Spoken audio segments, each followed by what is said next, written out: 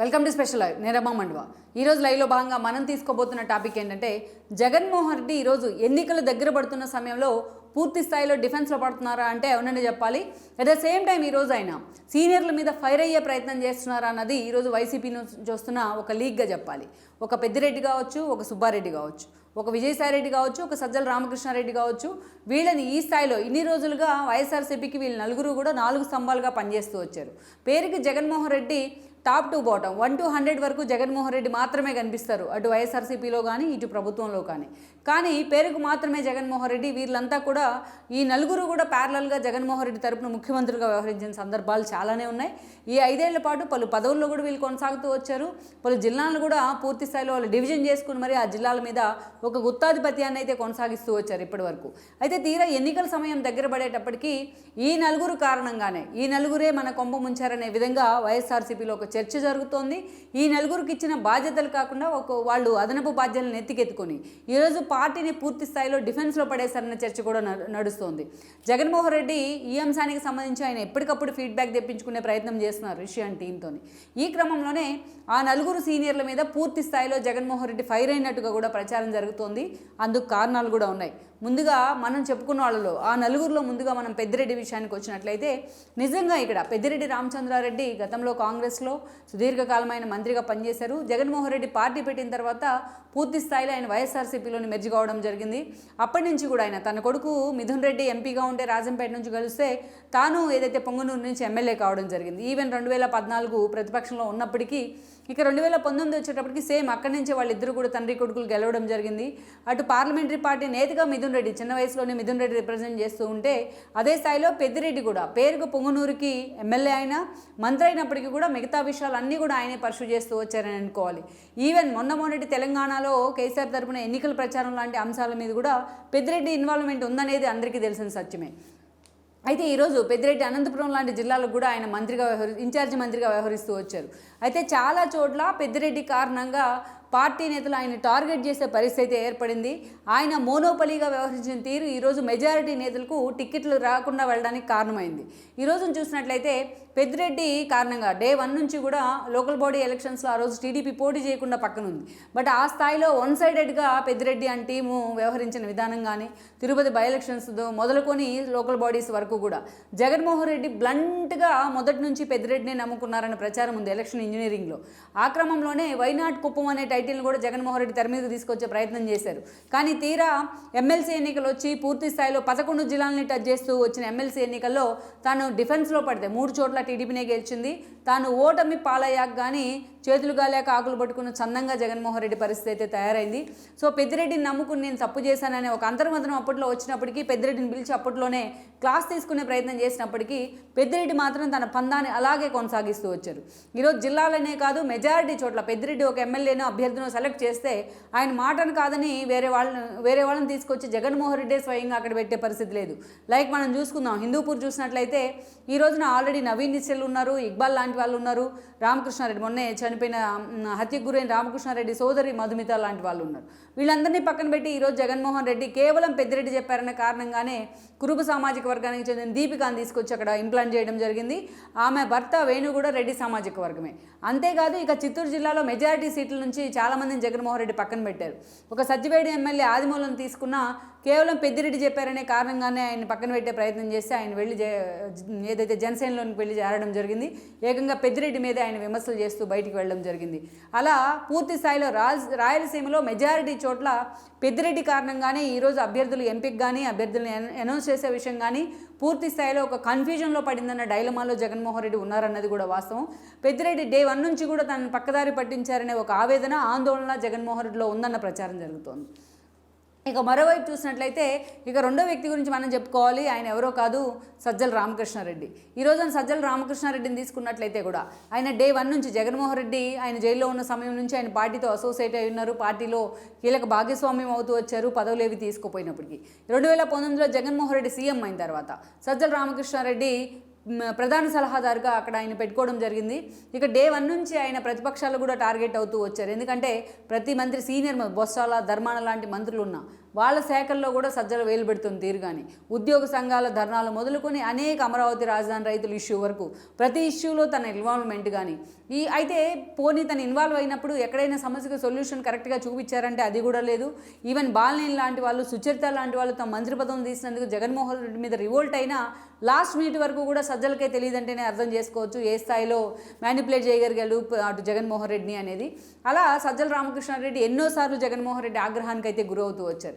ఇక ఏకంగా ఇప్పుడు ఏదైతే జనంలో పూర్తి స్థాయిలో ఎక్కడికక్కడ ఏకంగా జగన్మోహన్ రెడ్డి మీద చెప్పులే పడుతున్న పరిస్థితి ఉంది. ఎమ్మెల్యేలు ఇక జోగి రమేష్ మొదలుకొని ఎమ్మెల్యేలు వెంటబడి మరీ ప్రజలు తరుముతున్న సిచ్యువేషన్ ఉంది చాలా చోట్ల.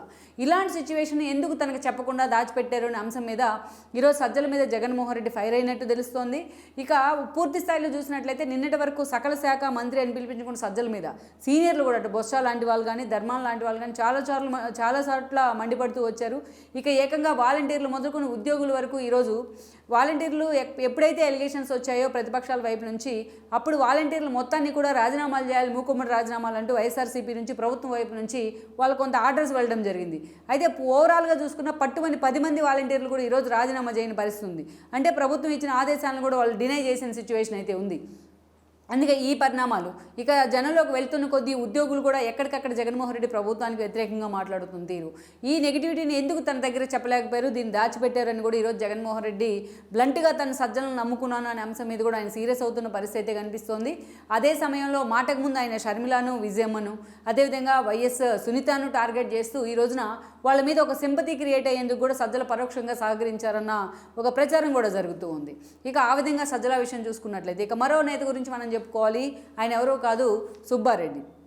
ఈరోజు చూసినట్లయితే గతంలో ఆయన 2014 ఎన్నికల్లో సుబ్బారెడ్డి ఒంగోలు ఎంపీగా గెలుచున్నారు. అలాంటి సుబ్బారెడ్డికి 2019 ఎన్నికల్లో టికెట్ నుంచి పక్కన పెట్టారు జగన్మోహన్ రెడ్డి. ఆ టికెట్ని తీసుకెళ్లి మాగుంట శ్రీనివాసరెడ్డికి ఇవ్వడం జరిగింది. పార్టీలో మగాళ్ళు లేకే మాగుంట శ్రీనివాసరెడ్డిని తీసుకొస్తున్నారంటూ కూడా ఆ రోజు సుబ్బారెడ్డి జగన్మోహన్ రెడ్డి మీద ఫైర్ అయి ఉన్నారు. బట్ కన్విన్స్ చేసి మరీ సుబ్బారెడ్డిని ఆ రోజు పక్కన కూర్చోబెట్టారు. ఆ కోపం అయితే సుబ్బారెడ్డికి మనసులోనే ఉండిపోయిందని మనం అనుకోవాలి. అప్పటి నుంచి కూడా పార్టీ గెలిచిన తర్వాత మాగుంట శ్రీనివాసరెడ్డి ఎంపీ అయి ఉన్నారు. సుబ్బారెడ్డిని తీసుకెళ్లి ఈరోజు టీటీడీ బోర్డు చైర్మన్ పదవిలో పెట్టారు జగన్మోహన్ రెడ్డి. వరుసగా 2 సార్లు సుబ్బారెడ్డికి ఆ పదవిని కట్టబెట్టారు.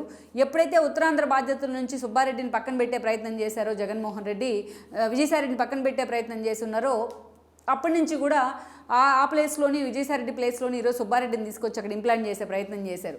అయితే సుబ్బారెడ్డికి ఉత్తరాంధ్ర బాధ్యతలు ఇచ్చినప్పటికీ కూడా అటు వైజాగ్లో కానీ ఇక ఆయన బాధ్యతలు తీసుకున్న తర్వాతే ఎమ్మెల్సీ ఎన్నికలు తెర మీదకి వచ్చాయి. ఉత్తరాంధ్రలో వేపాటి చిరంజీవి 1 సైడెడ్గా టీడీపీ తరఫున అభ్యర్థిగా గెలవడం జరిగింది. గంటా లాంటి వాళ్ళ దగ్గరుండి మరి ఆయన గెలిపించుకున్నారు. అలా ఒక వ్యతిరేకతనైతే సుబ్బారెడ్డి మూటగట్టుకున్నారు. ఇక అంతేకాదు ఇక ఎంవీవీ సత్యనారాయణ ఎపిసోడ్ ఎంత దూరం వెళ్ళిందో మనకు తెలిసిందే. ఈరోజు ఏకంగా ఆయన ఎంపీ టికెట్ నుంచి పక్కన పెట్టి తూర్పు నుంచి పోటీ చేస్తున్నారు జగన్మోహన్ రెడ్డి. స్వయంగా ఆయన ఫ్యామిలీనే రియల్టర్లు అక్కడ స్థానికంగా కిడ్నాప్ చేసే సిచ్యువేషన్ ఉంది. ఇక అదేవిధంగా వైజాగ్లో పర్టికులర్లీ వన్స్ విజయసాయిరెడ్డి సెలెక్ట్ చేసిన అభ్యర్థులను కానీ కొంతమంది నేతలను కానీ సుబ్బారెడ్డి పక్కన పెట్టే ప్రయత్నం చేయడం, వాళ్ళ మధ్య ఆధిపత్య పోరు ఈరోజు మెజారిటీ జిల్లాలో కన్ఫ్యూజన్కి కారణమవుతోంది. మెజారిటీ నియోజకవర్గాలు వంశీకృష్ణ యాదవ్ లాంటి నేతలే పార్టీ నుంచి ఈరోజు వెళ్ళిపోయినారు అంటే సుబ్బారెడ్డి కారణంగానే అన్న చర్చ అయితే ఉంది. లైక్ మనం పంచకర్ల రమేష్ని తీసుకున్నాం, అలాంటి వేళ్ల మీద మనం లెక్క పెట్టచ్చు. అలాంటి ఇన్సిడెంట్స్ కూడా ఇవన్నీ ఒక ఎత్తు అయితే తాను ఉత్తరాంధ్ర బాధ్యతల్లో ఉన్నా లేకుంటే ఈ రోజున టీటీడీ బోర్డు చైర్మన్గా ఉన్నా ఒంగోలు మీద అదే స్థాయిలో ఆయన ఇన్వాల్వ్మెంట్ ఉందని అనుకోవాలి. ఉమ్మడి ప్రకాశం జిల్లాలో బాలినేని వర్సెస్ సుబ్బారెడ్డి అన్న ఫైట్ అయితే నిన్నటి వరకు కూడా నడుస్తూ వచ్చింది. అధికారుల ట్రాన్స్ఫర్లు మొదలుకొని ప్రమోషన్ల వరకు ప్రతి విషయంలో మంత్రిగా ఉన్న బాలినేని కాదని సుబ్బారెడ్డి అక్కడ ఇన్వాల్వ్ అయిన తీరు అటు బాలినేనికి కూడా ఆగ్రహాన్ని తప్పించింది. ఈరోజు జిల్లా మొత్తాన్ని తను కన్సల్లో నడిపించాల్సిన బాలినేని ఎన్నికలను తూతూ మంత్రంగా జరిపిస్తే పరిస్థితి వచ్చింది. స్వయంగా మీడియా ముందే రేపటి ఎన్నికల్లో టీడీపీ కూటమి అధికారంలోకి రాబోతుందంటూ కూడా బాలినేని మాట్లాడుతున్నారంటేనే కేవలం అది సుబ్బారెడ్డి కారణంగానే. సరైన టైంలో బాలినేని బుజ్జగించకుండా ఆయన ఎన్నోసార్లు అసంతృప్తికి గురైన ఆయన కన్విన్స్ చేయకుండా సుబ్బారెడ్డి మాటలు విని జగన్మోహన్ రెడ్డి బ్లంట్గా ముందుకెళ్లిన తీరు మాత్రం ఈరోజు ఉమ్మడి ప్రకాశం జిల్లాలో ఆ దిశగా వైఎస్ఆర్సీపీ మూల్యాన్ని చెల్లించే పరిస్థితులు అయితే వచ్చాయి. సో ఆ కారణంగా సుబ్బారెడ్డి పార్టీని ఒక విధంగా డ్యామేజ్ చేశారని అనుకోవాలి. ఇక మరో వ్యక్తిని మనం చూసినట్లయితే nothing but Vijayasai Reddy. So Vijayasai Reddy ఒక ప్రధాన కార్యదర్శిగా పార్టీలోకి ఎంటర్ అయ్యి ఆ తర్వాత అనేక కీలక పదవులను ఆయన అనుభవిస్తూ వచ్చారు. పార్టీలో అనేక నిర్ణయాల్లో ఆయన భాగస్వామ్యం అవుతూ వచ్చారు. ఇక రాజ్యసభ పదవిని ఆయన కట్టబెట్టిన తర్వాత జగన్మోహన్ రెడ్డికి అన్నీ తానే విజయసాయిరెడ్డి నడిపించారని అనుకోవాలి. పార్టీ వ్యూహాల దగ్గర నుంచి ప్రశాంత్ కిషోర్ లాంటి వాళ్ళని పార్టీకి వ్యూహకర్తగా ఒప్పించడం వరకు విజయసాయిరెడ్డి లాంటి వాళ్ళే కీలకంగా వ్యవహరిస్తూ వచ్చారు. ఇక ఏపీ గల్లీ నుంచి ఢిల్లీ దాకా వైఎస్ఆర్సీపీని లైమ్లైట్లో పెడతంలో కూడా విజయసాయిరెడ్డి సక్సెస్ అయ్యారు. ఇవాళ జగన్మోహన్ రెడ్డి గత ఎన్నికల్లో 151 సీట్లతో ఒక థమ్మింగ్ మెజారిటీతో సీఎం అయ్యారంటేనే దాని వెనుక విజయసాయిరెడ్డి చాణక్యం ఉందనేది కూడా ఎవరు కాదనలేని వాస్తవం. ఈవెన్ జగన్మోహన్ రెడ్డి కూడా అంగీకరించారు ఇది. అందుకే పార్టీలో నెంబర్ 1 జగన్మోహన్ రెడ్డిదే, నెంబర్ 2 విజయసాయిరెడ్డి అన్నట్టుగా ఆయన హవానే కొనసాగుతూ వచ్చింది. ఆ తర్వాత రోజుల్లో ఏదైతే విజయసాయిరెడ్డికి ఉత్తరాంధ్ర బాధ్యతలు ఇచ్చిన తర్వాత 3 రాజధానుల నిర్ణయం అనంతరం అయితే విజయసాయిరెడ్డి అక్కడ మోనోపలీగా వ్యవహరించారు, ఉత్తరాంధ్రకి అనఫిషియల్ సీఎంగా వ్యవహరించారని విమర్శలను అయితే మూట కట్టుకున్నారు. ఇదే సమయంలో పూర్తి స్థాయిలో విజయసాయిరెడ్డిని అక్కడి నుంచి ఫైర్ చేసే విధంగా, విజయసాయిరెడ్డికి పార్టీలో ఎలాంటి ప్రయారిటీ లేని విధంగా ఈరోజు సజ్జల లాంటి వాళ్ళు చేయగలిగారు. ఇక అదేవిధంగా అక్కడ స్థానికంగా ఎంఈవీతో గొడవలు కానీ, ఈరోజు డైరెక్ట్ కేసులో విజయసాయిరెడ్డి అల్లుడు వరుస అయ్యే శరత్చంద్రారెడ్డి లిక్కర్ మాఫియా వ్యవహారంలో ఇరుక్కోవడం, ఆయన ఈడీ అరెస్ట్ చేయడం కానీ, ఇటీవల రిలీజ్ కావడం, ఇవన్నీ కూడా పూర్తి స్థాయిలో జగన్మోహన్ రెడ్డిని డిఫెన్స్లో పడేస్తూ వచ్చాయి. ఇక ఏకంగా ఈరోజు విజయసాయిరెడ్డిని తీసుకెళ్లి రాజ్యసభ సభ్యుడిగా ఉన్నారాయన. వేమిరెడ్డి ఆయనకి చాలా క్లోజ్ కూడా. బికాస్ ఆఫ్ విజయసాయిరెడ్డి వేమిరెడ్డిలో వైఎస్ఆర్సీపీలోకి రావడం జరిగింది. ఈరోజు ఆయన జగన్మోహన్ రెడ్డితో డిఫర్ అయ్యి టీడీపీ నుంచి ఎంపీ అభ్యర్థిగా బరిలో దిగుతూ ఉన్నారు. అలాంటి వేమిరెడ్డి మీద నుంచోడానికే ఈరోజు విజయసాయిరెడ్డి వెనకడుగు వేస్తున్నారు. జగన్మోహన్ రెడ్డి చేయించుకున్న అనేక సర్వేల్లో ఈ రోజున వేమిరెడ్డి కంటే విజయసాయిరెడ్డి వెనకబడి ఉన్నారన్న అంచనాలు కూడా వస్తున్నాయి. ఈ క్రమంలోనే ఈ రోజున ఈ ఎఫెక్ట్, వేమిరెడ్డి ఎఫెక్ట్ జిల్లా మొత్తం కూడా ఉంటుంది. వైఎస్ఆర్సీపీ పూర్తి స్థాయిలో ఎలాగైతే గత ఎన్నికల్లో కంచుకోటలాగా నెల్లూరు నిలబడిందో, ఈరోజు పూర్తి స్థాయిలో టీడీపీకి వేమిరెడ్డి కంచుకోటగా నిలబడబోతున్నారు. నెల్లూరు జిల్లా క్లీన్ స్వీప్ చేయబోతుంది ఈరోజు టీడీపీ బికాజ్ ఆఫ్ వేమిరెడ్డి అనే ఒక అంచనాలు అయితే వస్తున్నాయి.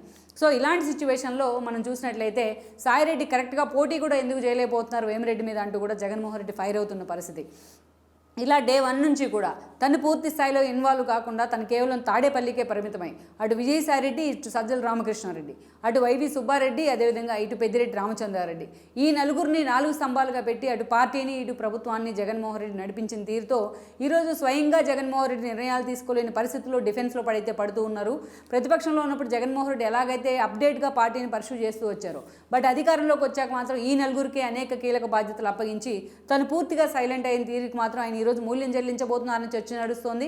ఎక్కడికక్కడ ఇంటెలిజెన్స్తో పాటు అటు రిషి టీంతోని, ఐపాక్ టీంతో ఆయన సర్వేలు కూడా చేయించుకుంటూ వస్తున్నారు. ఎక్కడికక్కడ నెగిటివ్గా వస్తున్న ఫీడ్బ్యాక్ కానీ, ప్రతి ఇష్యూలో కాన్స్టిట్యున్సీలో పెద్దిరెడ్డి ఇన్వాల్వ్ అయిన తీరు కానీ, సుబ్బారెడ్డి లాంటి వాళ్ళు పలువురు నేతలతో ఉన్న ఆధిపత్య బోరు కానీ, సజ్జల లాంటి వాళ్ళు అటు షర్మిల, సునీతను కూడా పార్టీకి దూరం చేసిన పరిస్థితి కానీ, ఈరోజు ఒక సెంటిమెంట్ని క్రియేట్ చేసే విధంగా వాళ్ళిద్దరిని తయారు చేసిన తీరు కానీ, సాయిరెడ్డి లాంటి వాళ్ళు వేమిరెడ్డి మీద పోటీ చేసేందుకే వెనకడుగు వేస్తున్న తీరు కానీ, ఇవన్నీ కూడా జగన్మోహన్ రెడ్డిలో ఒక అసహనాన్ని అయితే కలుగజేస్తూ ఉన్నాయి. అందుకే ఆయన ఈ నలుగురు మీద కూడా ఆయన సీరియస్ అయ్యారన్న ప్రచారం జరుగుతోంది. ఈ నలుగురు మీద ఫైర్ అయ్యారన్న లీకులు అయితే వస్తూ ఉన్నాయి తన చేయించుకున్న లేటెస్ట్ సర్వే తర్వాత, ఈ పరిణామాల తర్వాత. ఇలాంటి సిచ్యువేషన్లో ఈ నలుగురు కూడా జగన్మోహన్ రెడ్డి అవునన్నా కాదన్నా వైఎస్ఆర్సీపీలో ఈ నలుగురే ఈరోజు కీలకం. అలాంటి నలుగురు చేతుల మీదుగానే రేపటి ఎన్నికలు జరగాల్సిన అవసరం అయితే ఉంది. అలాంటి సిచ్యువేషన్లో జగన్మోహన్ రెడ్డి ఈ నలుగురు మీద ఫైర్ అయ్యారంటూ కూడా వస్తున్న వార్తలు వైఎస్ఆర్సీపీ భవిష్యత్తును ఎటువైపు లీడ్ చేయబోతున్నాయనేది కూడా మనం చూడాల్సి ఉంది. ఈ వీడియో మీకు నచ్చినట్లయితే please share, like and subscribe R24 Telugu.